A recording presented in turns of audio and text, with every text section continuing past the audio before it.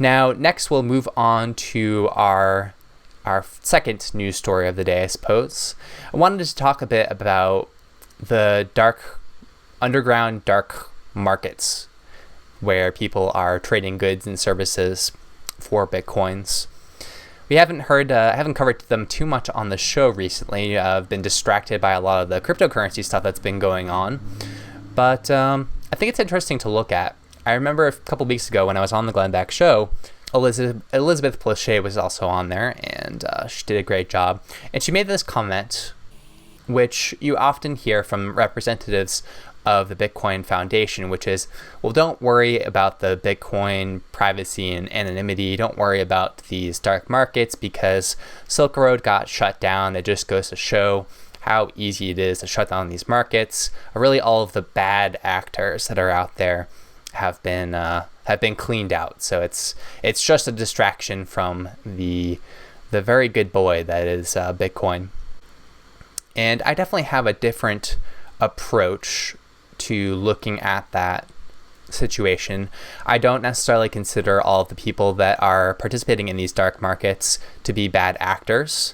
In fact, I think many of them are good actors and much better actors than many of the people that claim the right to imprison them and go after them. So I wanted to cover a couple reports related to these dark markets just to see how they're doing. Because there was kind of a victory cry that went out from law enforcement agencies, from organizations and individuals like the Bitcoin Foundation after Silk Road was shut down. And I wanted to see, check in and see, well, what happened with these markets? Was it a victory? Have they been stifled? Have they been shoved down and made to be subjugated by the state apparatus? Or are they still kicking along? So let's start off by looking at this article from the Daily Dot. This is written by Patrick Howell O'Neill, and I'm actually going to read this relatively short article. It's so good that I thought I would just read the whole thing because I think it's a great summary of how things are going. So this is from May 13th, and Patrick writes, "The deep web is dead. Long live the deep web." 8 months after the FBI seized Silk Road and left the world wondering about the future of anonymous black markets, dozens of successful storefronts have firmly established themselves and are now selling well over 50,000 items to buyers around the globe. Although many pundits wondered if the deep web economy would permanently end with the rash of arrests that followed the October 2013 Silk Road seizure, we knew it wouldn't. Dozens of illicit bazaars have sprung up to sell a wide range of illegal products like drugs, credit cards, counterfeit cash, weapons, and false identities. After a tumultuous period of scams, arrests, and failures, deep web business is now booming. Just last month, a study found that the total number of items available on deep web black markets has doubled from 18,000 to 41,000 in the 6 months since Ross Ulbricht's arrest. In the month since, over 10,000 new items have been added to the markets, pushing them past the 50,000 milestone.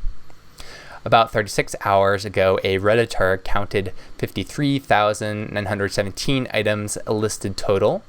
And I took a look at that Reddit thread, and people had some skepticism about the ways they were using to measure exactly how many items were for sale. So this is up to interpretation, but take it for what it's worth. In the brief time since, the listings hit 55,000 before dropping slightly down again. For context, Amazon sold 50,000 items in less than 2 minutes during Cyber Monday last year. Still, the number marks significant growth for an underground economy that many had given up on. The most popular market continues to be Silk Road 2.0, which is supposed to be, kind of a replica of Silk Road. Apparently, it still hasn't implemented all of the features that Silk Road originally had, but they're still working on it. And Silk Road 2.0 makes about a third of total items listed, with around 18,000 products. Building from the well-known brand name, the Silk Road has managed to overcome multi-million-dollar heists and major arrests to remain at the top of its industry, despite many users vowing never to use the service again. And this is from Digital Citizen's senior fellow Garth Bruin. He said, "What we see on Silk Road today is more drugs, increasing vendors, and even greater commitment by this community to keeping their movement alive." This is what he said last month. Competing anonymous markets like Agora, Evolution, and Pandora continue to grow to sell thousands of items on their own. The booming black market economy has no doubt kept the attention of law enforcement all around the world. Although the technology that the deep web black markets use has improved to avoid scams and stings, police pressure will likely continue to mount against the increasingly lucrative trade. Quote, "No one is beyond the reach of the FBI," an anonymous bureau spokesperson told Forbes after the Silk Road bust. "We will find you." Now that the deep web economy has grown and diversified, the FBI has a whole lot more people they'll have to find. So I thought that was quite a good little summary of what's been going on since the shutdown of Silk Road. And I think that the statement by the anonymous bureau spokesperson is fairly hilarious. To me, the FBI kind of looks like this farmer, and he's got like 100 little, moles out in his farm, and he runs around all day, and by the end of the day, he manages to grab one of them who has popped his head out of his hole at just the wrong time, and he says, "No mole is beyond the reach of this farmer."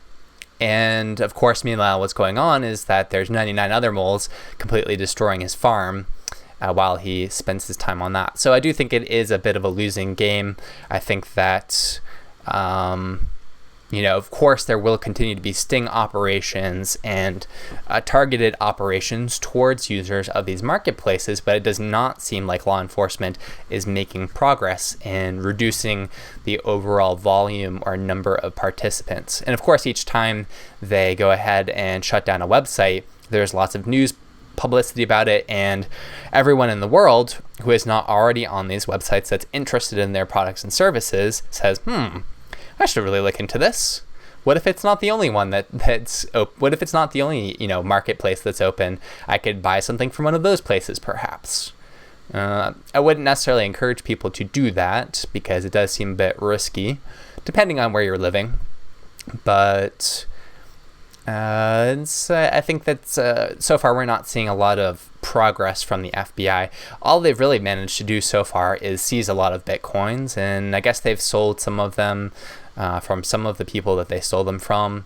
As far as we can tell, they still have Ross Ulbricht's or the original Silk Road's Bitcoins, which they haven't quite sold yet. So they've got a lot of money in terms of civil forfeiture, but of course, even all that money is not worth a whole lot relative to the amount of money that's printed to pay the paychecks of the FBI employees. So I don't see a lot of progress on that front. And meanwhile, we are seeing a lot of progress in the development of technologies to make these captures and these shutdowns even more difficult. Really, the first Silk Road website was just a hidden Tor server. Hidden Tor servers have been around for quite a long time now at this point. It's not new technology, and the fact that it took them multiple years to actually shut it down does not bode well for their ability to keep up with even newer technology. But we'll continue to keep an eye on the state of those shutdowns. Now, I wanted to dig into the details of this a little bit more. So there was this report put out by the Digital Citizens Alliance, which I think aspires to be something like a neighborhood watch do-gooders for the internet. And they released this report called Busted But Not Broken: The State of Silk Road and the Darknet Marketplaces, a Digital Citizens Alliance investigative report. And on their front cover page, they have pictures of some of the different marketplaces, stuff that's being sold.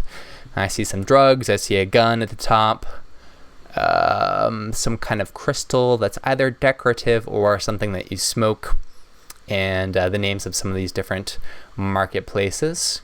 I have mixed feelings about this report. I think it's interesting, and I appreciate the work that they put into it.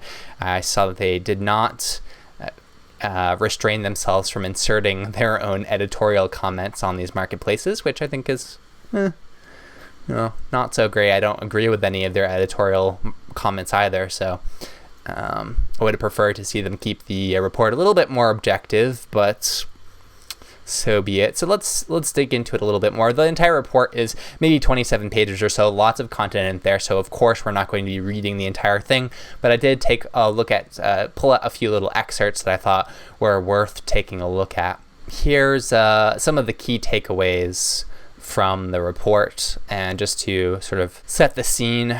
So it reads, 10 months ago, the Digital Citizens Alliance began researching illicit online marketplaces. I'm very interested in their word choice that they use in this report. Illicit online marketplaces. That makes it sound like it's something very bad, very evil and dreadful. And I did not see any mentions in the report of the fact that they were selling stickers and t-shirts through the marketplace. But anyway, including Silk Road, pre and post arrest of Ross Ulbricht. And this report details the findings of the researchers, including the following key takeaways. Number 1, approximately 13,648 listings for drugs are now available on Silk Road 2.0, I guess they mean, compared to the 13,000 that were listed shortly before the FBI arrested Ulbricht and shut down the website. In comparison, Silk Road's closest competitor, Agora, has just roughly 7,400 drug listings. And you can see the numbers in this report are a little bit different from what were in this this article that we just read, but in any case, the general trend is that there are quite a bit more listings now than there were before the first Silk Road was shut down. There is significantly more competition today than when the original Silk Road was seized. Silk Road 2.0 currently contains 5% more listings for drugs than its predecessor held at the time of its seizure. By comparison, the darknet drug economy as a whole contains 75% more listings for drugs. Silk Road and other darknet places continue to do steady business despite the arrests of additional alleged operators who authorities say worked for Ulbricht, which of course we can expect because there's so much room for people to start their own marketplaces. They don't have to have been involved whatsoever in the original Silk Road in order to do that. And they're really not technologically complicated systems. Your average computer science graduates from an undergrad degree is certainly capable of this, and many, many other people are certainly capable of starting these kind of websites. It's really mostly running software that's already out there, so not too much of a technical challenge. I guess it does take a kind of foolhardiness or courage to do it, but not so much technical expertise. A series of scam markets, which appeared as opportunists, tried to fill the void while the original Silk Road was shut down, created distrust among customers after the operators allegedly stole tens of millions of dollars worth of Bitcoin. It is speculated that the resulting distrust may be one of the factors helping Silk Road 2.0 rebuild its user base so quickly.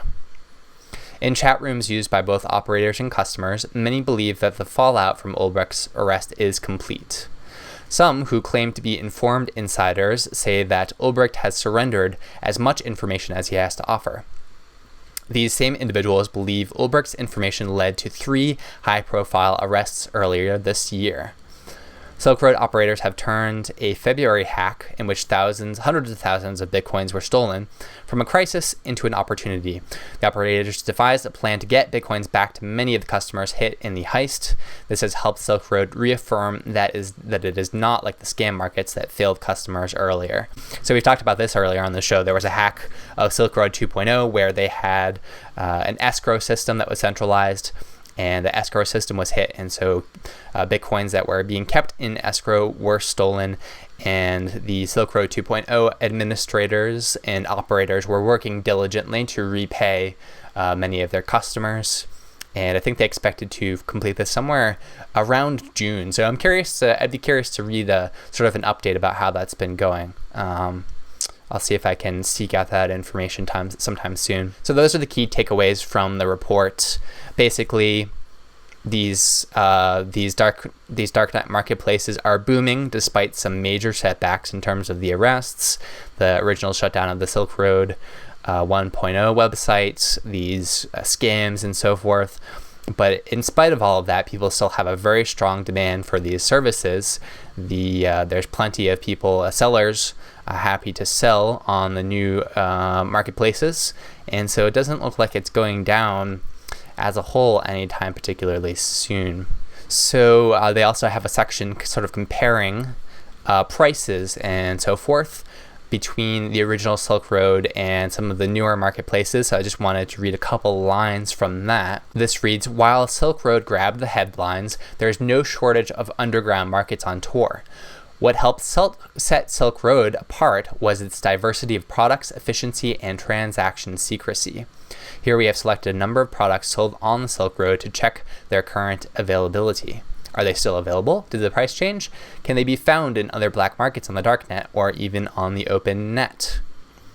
So regarding prices, they say that prices have not changed for the list of products examined. If all of the illicit sales occurred only within Silk Road, why didn't prices appear to adjust with the wild changes in Bitcoin value and remain constant regardless of Silk Road's uptime? The reason is that vendors on the Silk Road operate independently from the marketplace, and they also sell their wares on other websites. So they're not directly part of the takedown and arrests. It's also likely that vendors price their products in local currencies such as dollars and then convert to Bitcoin. This leads us to the next part of the analysis concerning the availability of the products outside of the Silk Road. For example, heroin of various kinds was easily found on the darknet site Pablo Escobar, but this site does not have other kinds of products found on Silk Road.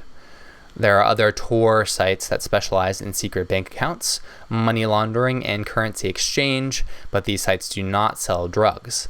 Again, there are sites that offer a vast array of forged identification and documents, but do not offer other illicit products. Silk Road is one-stop shopping, a true nexus of secret illicit activity. The 32 products we examined fell into 6 broad categories: forged official documents, secret financial transactions, hacking services, anonymous mail drops, hard drugs, and access to other darknet marketplaces. I thought that it was quite interesting because from what I understand, I haven't looked at these marketplaces a whole lot. I sort of kind of breezed through them from time to time, but it seems that a lot of the drugs that are being sold on the marketplaces are marijuana, and so it's interesting to me that these researchers decided to lump marijuana in with hard drugs. I don't usually think of marijuana as a hard drug, and in terms of the effect to the user, how dangerous that user is to other people.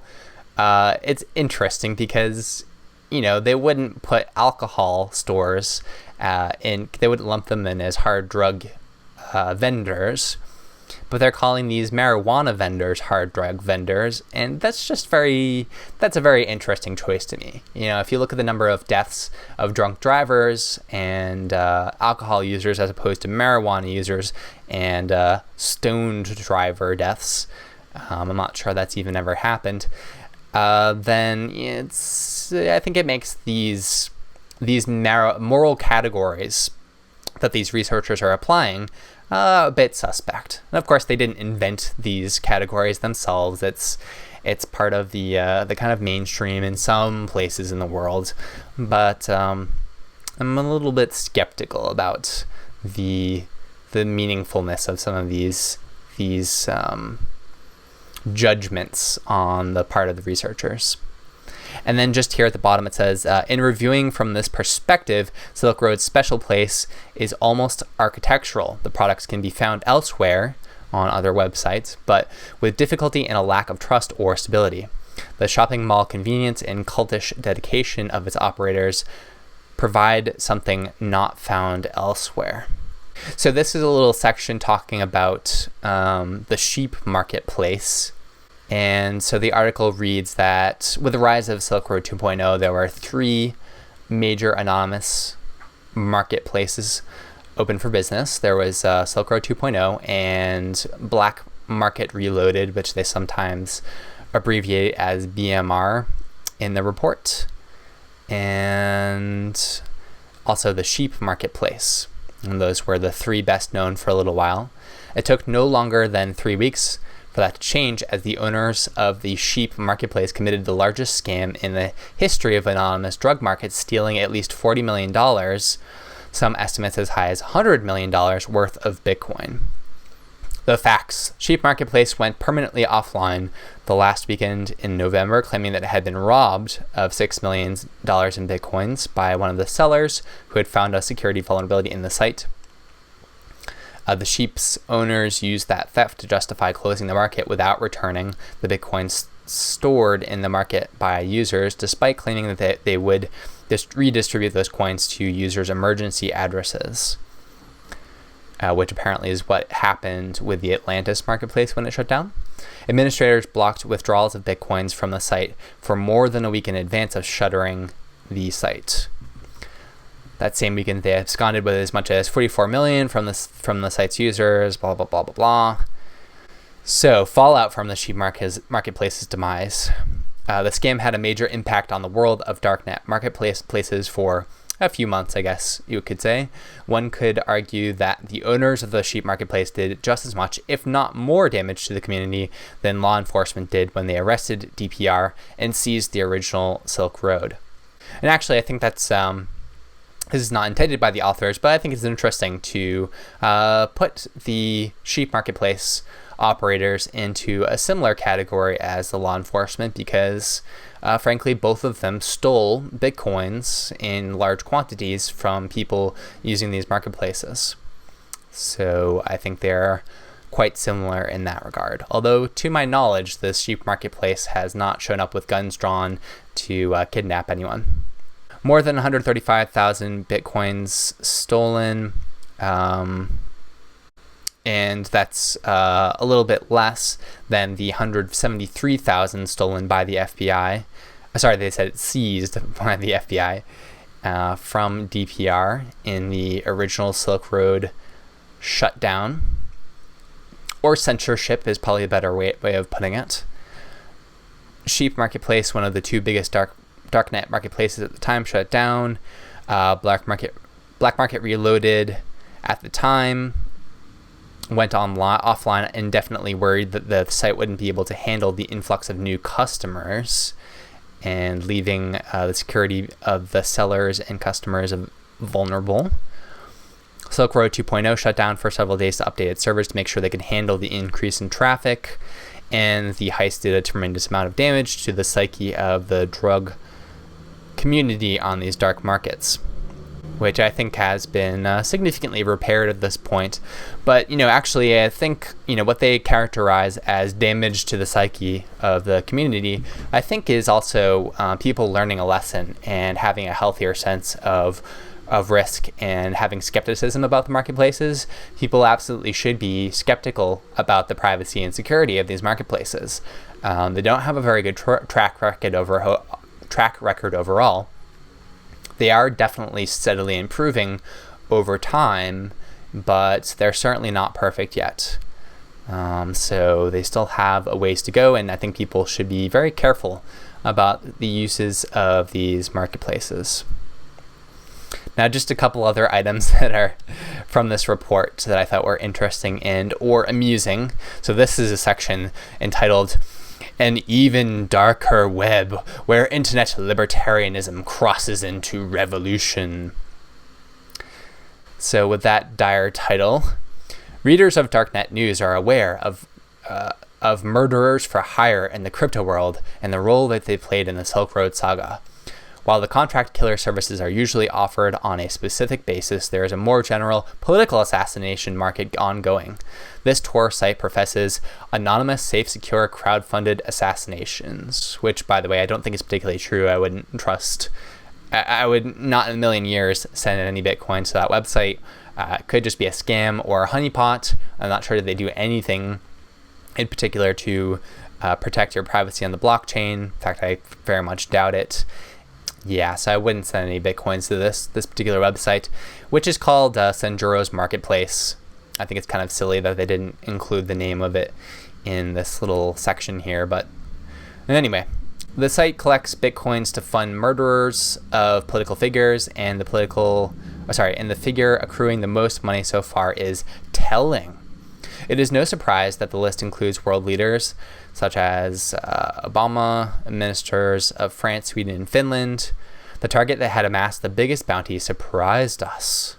That person is not an elected official. We decided not to include that person's name here. Ben Bernanke.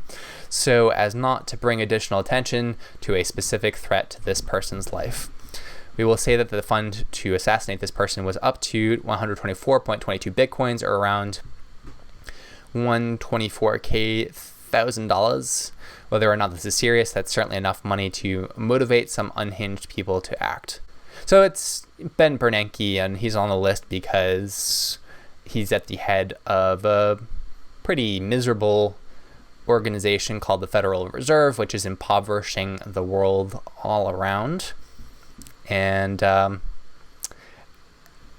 thought that their editorialism with this was pretty funny. Oh, he's not an elected official, so somehow he should be out of grounds for assassination. Now, I don't think anyone should be assassinated. I don't want to see anyone killed whatsoever. I think that's a complete waste of money and time, and pretty wretched thing to do. But I did think it was quite interesting that they pretended, they feigned this kind of ignorance about, oh, how could this private individual end up on this list? How completely barbaric. As if all of the people on this list have not been responsible for millions of deaths in the last few years. So, and again, Sanjuro's Marketplace is not about. It's not necessarily about assassinating people. What they say is you get the money if you can sort of pre-predict when the person is going to die, and so obviously you can gain a greater accuracy about that person's death if you kill them. But it's presumed that probably a lot of people that would hope to gain the bounty for these marketplaces would not be assassinating anyone. They would just be taking lucky guesses at when they might happen to die from a heart attack or some kind of natural cause or accident or whatever it is. So I think it's quite a bit less sinister than they sort of imply in this section. Last little bit here, the owner of this site makes his motivation completely clear: a deep-rooted hate against oppressive regimes. This person, who calls him or herself Kuwabak, oh man, Japanese is hard, or Sanjuro's Marketplace, insists once you're on the lists, you're on it until you die.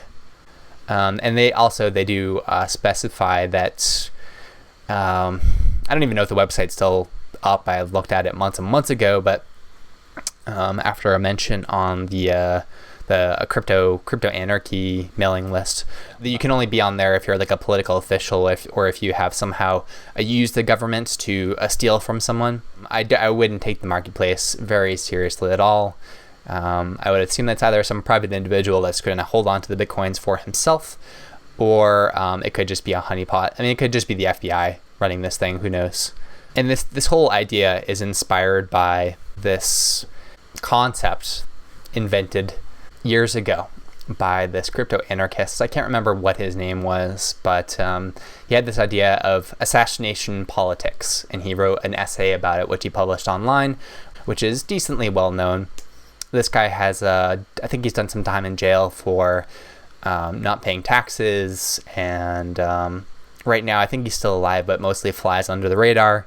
He does post on that crypto anarchy mailing list sometimes, but his idea was that if you threatened politicians and regulators and so forth with these bounties, you'd get to the point where people would no longer wish to hold elected office, and they would kind of leave people well alone from that point on, because it would be too risky to hold these offices. And it's an interesting idea. I think it's a terrible approach and dreadful and probably counterproductive, but an interesting idea nonetheless. Last couple little things here from this report that I wanted to share with you. We have this chart that's kind of looking at different dark marketplaces. So we have the number of listings for each of these marketplaces: Silk Road 2.0, Agora, Pandora, Evolution, Blue Sky. Some of the newer markets, Dark Bay. I've talked about Dark Bay on the show before as a marketplace that added escrow, multi-sig escrow to their software. We also have the Pirate Market, Outlaw Market, Tor, Bazaar, Alpha, Black Bank Market, White Rabbit, Anonymous Marketplace. Most of these I haven't heard of before. So most of those, they have fairly few listings. Different marketplaces have weapons, and some of them don't. And I thought that was quite interesting, because I've been thinking for a while, like, law enforcement, they often say, well, look, there's some stuff that happens on these marketplaces that everyone agrees is bad. For example, child pornography. I don't know anyone that is a fan of child pornography. I've heard some arguments that perhaps looking at child pornography may indulge the fantasies of mentally unhealthy individuals and keep them from actually going out and harming children. But of course, children are harmed in the creation of child pornography. There is some stuff that's like 3D generated. And so I guess you could make an argument. I would like to see some facts to back this up first, but I guess you could make you could have the theory perhaps that there could be a way of pedophiles consuming fake 3D generated child pornography and sort of staving off their sick desires in a way that it makes them less likely to commit actual crimes. And in that case, it would be kind of a victimless crime, as long as it's not contributing to, the commission of violent acts. And so I think that's interesting to think about. Really what these people need is not 3D generated child pornography, but they need some mental health assistance, and as quickly as possible. But I think it's interesting to think about how these different marketplaces do or do not sell certain stuff, because law enforcement always says, well, yeah, so some of these, there's some bad stuff. Everyone agrees there's some bad stuff that goes on in these marketplaces. How would we deal with that unless we, had law enforcement taking them down? And I think one of the possible, proposals that could be put out there is some people will not want to use marketplaces that are offering stuff they don't agree with. So maybe some individuals think that it's fine to buy drugs, but not to purchase and consume pornography of any kind. Let's just say there's some kind of marijuana smoking Christian sect that I'm not familiar with. They may not want to do business with a marketplace that allows people to purchase pornography. And so they might create a marketplace just for that. And that's kind of a social ostracism, a social freedom, and economic freedom that they exercise based on their beliefs. And I could imagine that people may prefer to only do business in marketplaces where the trade that's going on fits with their values. Right now, there's kind of there's something of a push to have a centralized marketplace that sells anything and everything, right? But in the future, I could see more specialization. So that could be one way to possibly deal with it. And this is perhaps reflected in the marketplaces that choose to offer certain services and certain items and not others. That could be the exercising of particular values in the marketplace. I'm not exactly sure, but something interesting for me to think about. So here's the conclusion. which I think is quite editorial in the report. So we want to end our report with mention of where we began our research, getting onto Silk Road using Bitcoin and to make a purchase, and getting there through the Tor network is a bit like going into Wonderland. Of course, Alice's journey began with sipping from a bottle marked "Drink Me."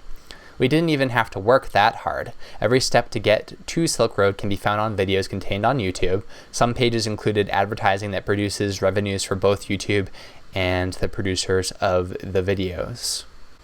Just because it sounds complicated doesn't mean it is for kids and young adults who've grown up with the internet. In fact, many of those teens have taken to social media sites to share news about their purchases. This may sound like a long, strange trip, but the path is all too easy to find. A few tips for concerned parents. Check to see if the Tor software has been downloaded onto your child's computer, tablet, or smartphone. Without it, they will not be able to access marketplaces like the Silk Road and other nefarious corners of the dark net. If your child mentions the use of Bitcoin or asks you for money to convert to Bitcoin, be sure to discuss the purpose for using the digital cryptocurrency. While the order is made with a computer, the delivery still comes through the mail. Check all packages to see what is coming into your house. At least one parent in Fishers, Indiana did just that and may have saved her 14-year-old's life. I'm not exactly sure what they did to save the 14-year-old's life. May have just sort of saved him from a really sweet high. I don't know, but that seems a little bit hyperbolic to me. Don't allow teens to keep P.O. boxes. If you find your child has one, it could be a red flag. So parents, be on the lookout for a software that allows people to use the internet privately and allows people to support the privacy of others on the internet, such as journalists and women that have been battered and people that lived in dictatorial regimes. You should be on the lookout for that type of software because your kid could be into something nefarious like helping out his fellow human being. You should also be careful if your teen is trying to use Bitcoin because parents are they're so great about allowing their kids to have financial privacy and being financially independent. So the only reason why kids would ever want to use Bitcoin is because they want to buy something illicit and something awful with it. It's not because it gives them the ability to become their own bank. It's not because they have trouble getting their own bank accounts because they're under 18. It's because they want to buy some guns and pot with their evil Bitcoins. And of course, be on the lookout for P.O. boxes. So I thought that was all some very special after-school advice from the good people at Citizens Internet Alliance. So let's take a look at your questions briefly. Question number 1. Should I invest in Darkcoin? I've had people say to me, well, I know you're a really big fan of Darkcoin, and or have people insinuate that I am telling people to buy Darkcoin, and I hope that people do not get that impression. I am not telling people to buy Darkcoin. I did give people some technical understanding of what's going on with Darkcoin and how the fundamentals of Darkcoin could positively impact the price, and it certainly did over the last few weeks. But this is not an investment advice. It's not. I'm not telling you to cash out your 401k or your savings or really any money that you should that you put into any cryptocurrency should be money that you're willing to lose, because any of these cryptocurrencies can come crashing down rather quickly. And out of all of the cryptocurrencies, Bitcoin is by far the stable and the best bet right now with the lowest risk. If you're more of a speculator, if you have some money that you're looking to increase in value quickly and you want to find an asset with a lot of upward potential, then I think Darkcoin has fit that bill pretty well recently. And if we just take a peek at this Kripsi chart, so here's the 1-day Kripsi chart, and as we can see, we had some pitfalls today with regards to forks and whatnot, and the price is bouncing right back, it seems. But there's really nothing stopping the price from just continuing to go, way, way, way down. I know that the developer of Darkcoin is going to continue to passionately work on his project, but keep in mind, with altcoins, their long-term prognosis in general is not very good. And what altcoins have brought to the table has changed quite a bit in the last year or two. At one point, the next hot altcoin was Litecoin. And what was great about Litecoin? Well, it used script instead of SHA-256. And so people said, well, it's newer, so it could have more upward potential just by virtue of being newer. There aren't ASICs out for it yet, so if you have a GPU, you could be more competitive as a miner. And if ever something happened with SHA-256, then maybe Bitcoin dies, but then Litecoin springs up and replaces it. And now at this point, there's like dozens and dozens, maybe more than 100 different altcoins out there that are running off of script. And so now script is completely not special whatsoever. And Litecoin really is competing not only with Bitcoin, but also all of the other script mined altcoins that are out there. It's surprising to me that Litecoin continues to maintain its current position. I think it probably has a lot to do with who Charlie Lee is and the relationship that he has with his brother in China and other Chinese investors. I think it has a lot less to do with the fundamental technical aspects of Litecoin. So at one point, just having a different hashing algorithm was enough to be special. And now having a new hashing algorithm is completely not special. People don't care about that whatsoever. I know that Darkcoin they've talked about their X11 mining algorithm and how it could maybe like generate less heat when you're mining it in the summer and stuff like that. But I don't think that is a major factor in the value of Darkcoin. It may it's really more of a reason for people to switch over to mining Darkcoin, and they'll mine Darkcoin based on the price of Darkcoin. There's definitely a relationship there, but X11 is not the reason why Darkcoin is doing well. And of course, people can just copy X11 quickly and deploy their own version of it. Whereas with DarkSend, it's a new technology. It's actually, I don't think it's that easy to, it would be difficult for someone to copy and paste it into their own cryptocurrency. Like if they've been running a cryptocurrency for a while that's diverged from Darkcoin. So, I think maybe the common point of reference is Litecoin. I think it might be forked from Litecoin originally. So someone had their own Litecoin fork that went this way, Darkcoin went this way. At this point in development, it's not easy to take DarkSend and just copy and paste it over here, because so much of the code base has changed, and any tiny little flaw can bring the system come crashing down. All of these cryptocurrencies are incredibly delicate in that respect. So I don't think you can do that. Of course, anyone can take an exact copy of any point of Darkcoin and branch off, but then they have to give some people some really good reason to actually follow them over to this fork of Darkcoin. And it's not necessarily that easy to come up with a compelling reason to do that, because you'd have to do your own marketing. You'd have to find someone that's capable of developing with the same or better competence as the Darkcoin developer. The other thing that's going on about DarkSend that continues to fuel the price of Darkcoin is that it's constantly being developed. So they keep saying like, look, the next version of DarkSend is going to be even better. It's going to be out in, less than a month or whatever.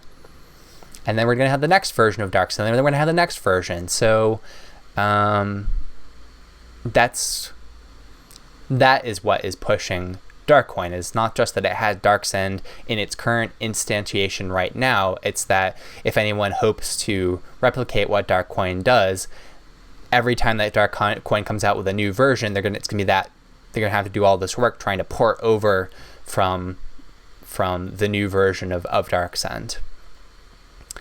So that's a big change from just saying, oh well, Litecoin is it's a replica of Bitcoin, except we have faster block times and block reward times, and we've changed the mining algorithm. That's quite a divergence. The amount of innovation that you need to introduce to the market in order to be a competitive altcoin at this point is very substantial. And we are seeing a lot of altcoins these days that they're saying, oh, we're going to launch and we're going to do, this, and this, and oh, privacy, people seem to be into that, so we're going to make it anonymous too. And they don't talk about how the anonymity works, what their technology is, what's the fundamental cryptography of it, how does this cryptography compare to CryptoNode or DarkSend or Zero Cash or any of these other things. It's a buzzword that they're throwing out there to try and sink, to hook into speculators. And I don't think it will be very effective in the long run, because people are figuring out that you need to look more at the fundamentals of these altcoins. Now, in the long term, these altcoins get to exist in maybe one or two different ways.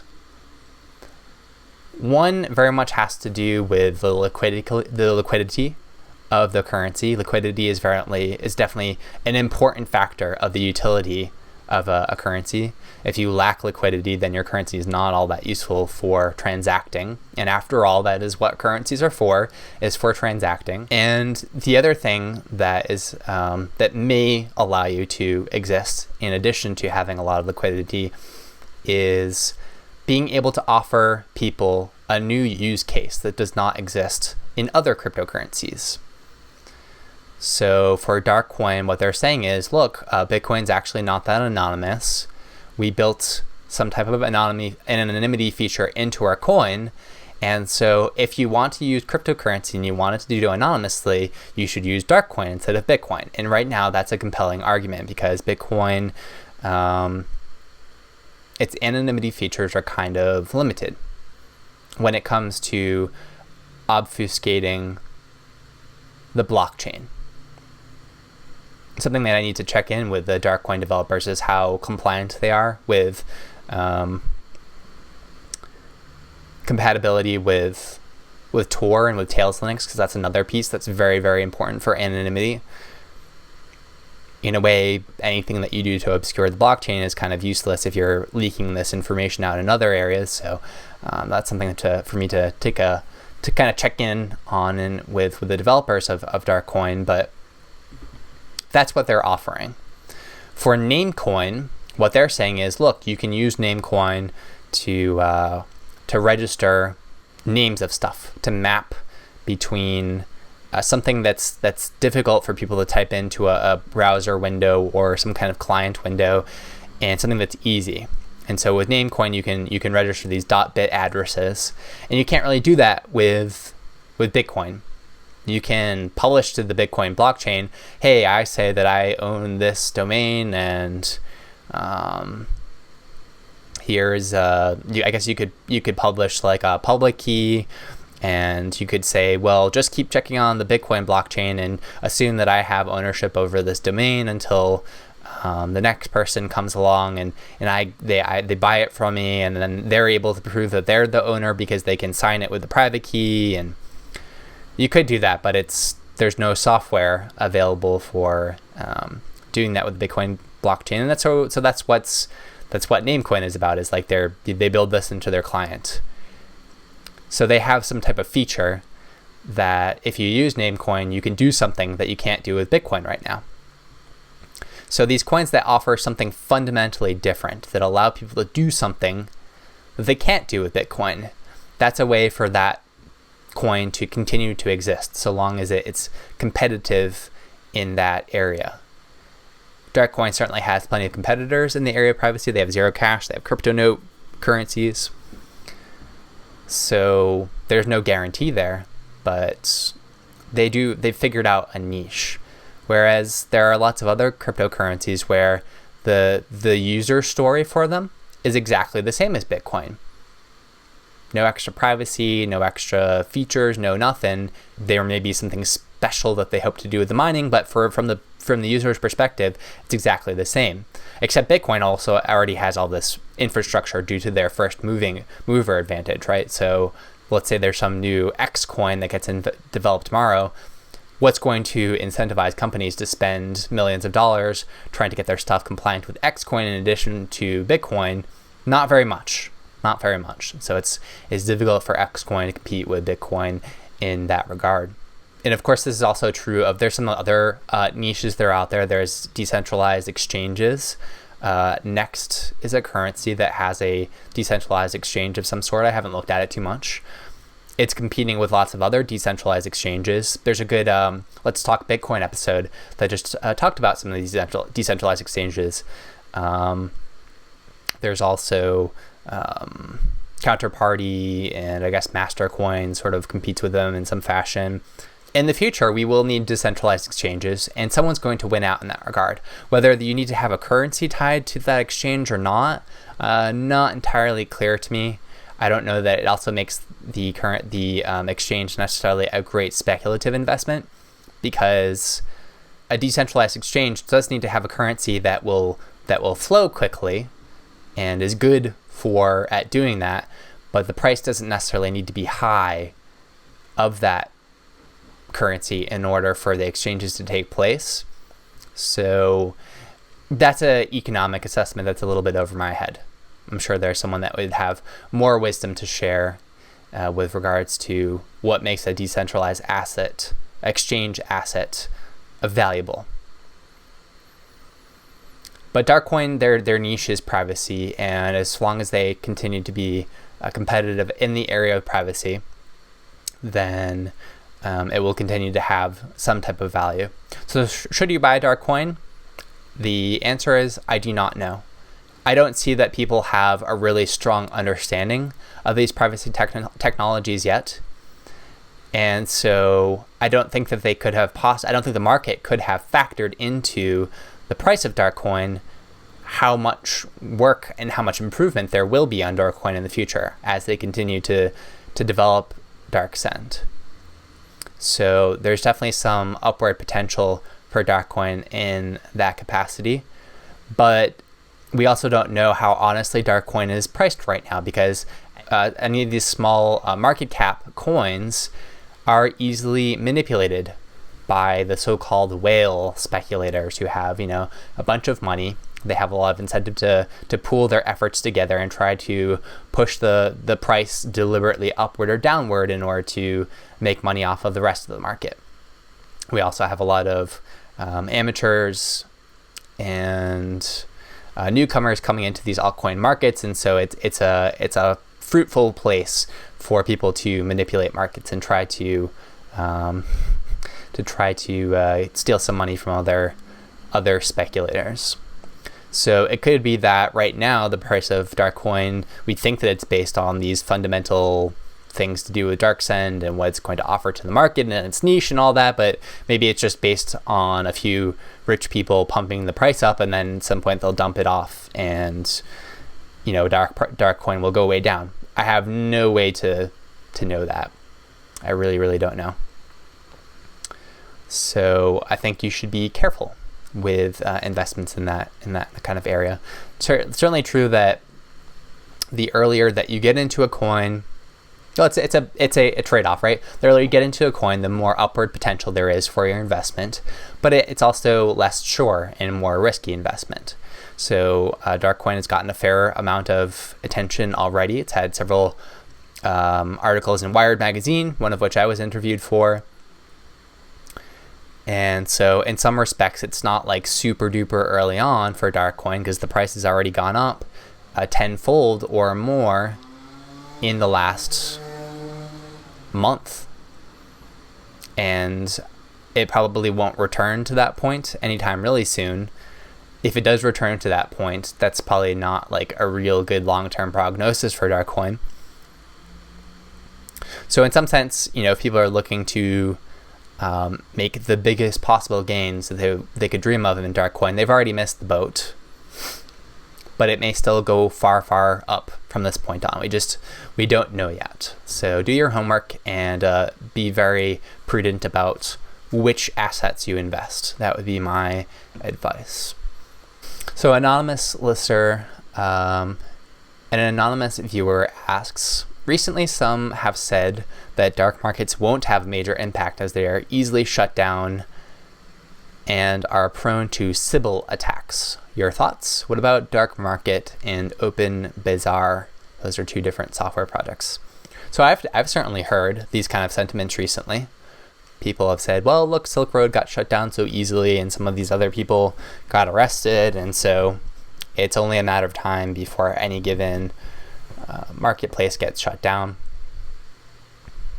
And so it's not really going to have any kind of lasting effect on the world's markets. People are not going to be flooding into these markets. They won't even be joining from the standard black market marketplaces because these are too out in the open and too easy to censor. And my reply to that would be, well, first of all, look at the stories that we covered today and see, is there evidence that the people that want to shut down these marketplaces are making a dent in it? I would say no. There's more stuff being bought and sold in marketplaces overall, and they're now spread out more. And so now it's harder to shut down 6 different marketplaces that have no relationship with each other than it is to shut down a single Silk Road. And so in some sense, this looks more like a hydra than a spider, where you take off one of the legs of the spider and it gets that much closer to death. I think that there's a good book that I would recommend that people check out. It's called The Starfish and the Spider, I believe. And it's looking at this idea of systems that are anti-fragile distributed systems. When you try to attack them, when you try to break them, what they do is they just become more spread out. They become more resistant to attack. They learn from the attack and they adapt to these attacks. Whereas for a centralized system, which is that, so this is the starfishes. They had this story. I don't know if it's apocryphal or not. I think it's not, but there was some place, maybe Australia, where a bunch of people were fishermen or whomever were inconvenienced by the number of starfish, and they went out in droves and they cut these starfish in half with their knives. And what happened was the starfish, each one that got cut in half, grew into 2 different starfish. And so that's the idea is, you try to attack these systems, they just break it into smaller pieces, and they actually grow from the experience in size. They don't get smaller. And they become more resistant to any of the previous attacks that were posed, which makes subsequent attacks more difficult, more expensive, etc. This has also been compared to things like guerrilla warfare units in Native Americans and the Afghanistan resistance to the Soviets and to the U.S. empire. That's distributed stuff. And then the centralized stuff is like the spider, where if you remove some of the legs of a spider, it just kind of can't work anymore. It just dies. It doesn't split off in smaller pieces. It doesn't get stronger from the experience. It just dies. And so I think that there's very significant evidence that these dark markets exhibit features of anti-fragile systems. And so if people want to shut these systems down, they're going to have to take a totally different approach to doing so, and I don't see any signs of that happening right now. The other thing that's happening too is there's all these computer professionals out there who are capable of doing the analysis necessary to take down organizations like the Silk Road, like WikiLeaks, like Bitcoin. And I see that there is in general a reduction in the number of people that are capable of that work that consider it to be morally acceptable work. I'd see a reduction in the number of people that are willing to do this kind of stuff in order to pay the bills. And oftentimes when they work for the organizations that want to do this stuff, they don't pay very well, with the possible exception of, like military contractors. But actually, if you want to become a government employee, you will not be paid particularly well compared to the sort of more private counterparts in some respects. Plus, a government pension is looking more and more like it's not worth a whole lot with the trends of the US dollar and the funds and assets of the US government. So I see fewer and fewer people willing to do this kind of stuff. And I think we may reach a tipping point where the US government will be just terribly desperate to find people that are that can be paid economically without completely devaluing the US dollar to actually participate in the shutdown of these type of systems, because people are figuring out these are not bad systems, and the people that are trying to shut them down are in fact in many cases the worse actors by comparison. So I don't think that this trend, I don't think there's a trend towards these systems being shut down more easily. With regards to Dark Market and Open Bazaar, so Dark Market was this hackathon project that Amir Taki and Airbits and some of these other folks worked on at the Toronto Bitcoin conference a month or two ago. And they were making a marketplace that's more censorship resistant in that the posts and the reputations of the participants all lived on a blockchain. And so it would be much more difficult, if not infeasible, to completely shut down. Not harder to de-anonymize, but harder for those files to be deleted and taken offline. And since then, that project has been forked and continued on through a project called Open Bazaar. And I think that they aspire to get to the point one day, or at least to extend this proof of concept with even more features and more examination of what's needed for a marketplace like this. They hope one day to make it possible to replace things like the Silk Road and so forth with a much more robust, more private, more censorship-resistant form of these marketplaces, with very careful consideration for how identities are handled and reputations are handled and so forth. Some people have pointed out that there is a real problem with Sybil attacks, where people can, either for reasons of shutting down the website or infiltrating them or setting up scam accounts, etc., people can just set up new identities on these systems because they're anonymous, and you have to be able to allow newcomers into the system. And so if there's no cost to setting up a new identity, then you can, as soon as you use up an identity by busting someone or scamming someone or whatever, you can just make a new one. And that's been one of the central challenges with these type of marketplaces. That being said, I don't think that these are completely intractable problems. And there are people that are thinking diligently about how to address them. I've seen one proposal by Justice Ranvier and some others with the idea of having reputations bidirectionally linked, so that if someone turns out to be a scam artist or an infiltrator or whatever, it's going to damage their reputation, and everyone who positively rated that person, their reputation will be damaged as well in the process. And so that will cause a system in which people are very, very careful about whom they choose to repute in a positive fashion. So, and there would even be incentive for people to go out and hunt down people who deserve a negative repute, because that would actually improve their reputation potentially if they're able to identify bad actors within the system. And by bad actors, I mean people that are trying to fight against the intent of the marketplace. And so that would be a new type of approach. That's not a complete thought there. It's not a complete solution, but it's a new type of approach, a new type of thinking. And we're going to see more and more of these new approaches to these reputations in marketplaces, new ways of coming up with anonymous identities where we can still have some trust in the way that we interact with each other. And I think that will be quite a wrench, quite a monkey wrench in the gears of the state apparatus.